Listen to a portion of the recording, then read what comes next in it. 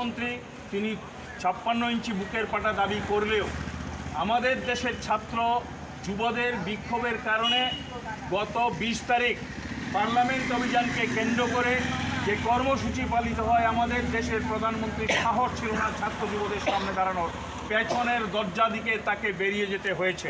তারই প্রতিবাদে গোটা দেশ জুড়া এখন অব্যাহত লড়াই, এবং সেই লড়াইতে বিজেপি ভয় পেয়েছে এবং সেই কারণে আজকে তারা মিছিলের নামে সিপিআইএম অফিসে ঢুকে ভাঙচুর করে এবং সিপিআইএম অফিসে গালাগালাজ করে।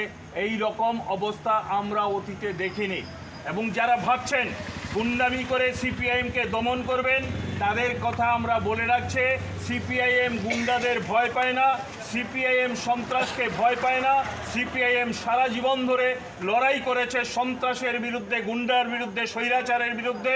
অসংখ্য মানুষ রক্ত দিয়েছে, প্রয়োজনে আরও রক্ত দেবে, কিন্তু স্বৈরাচারকে ভারতবর্ষের মাটিতে মাথা তুলতে আমরা দেব না, ফেসিবাদকে মাথা তুলতে আমরা দেব না। তার বিরুদ্ধে আমাদের আরও বেশি শক্তিশালী লড়াইয়ের জন্য প্রস্তুতি গ্রহণ করতে হবে।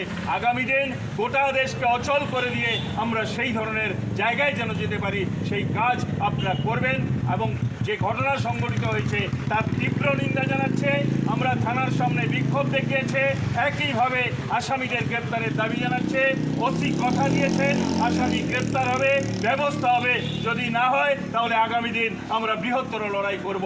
ইনকিলাব জিন্দাবাদ, সিপিআইএম জিন্দাবাদ।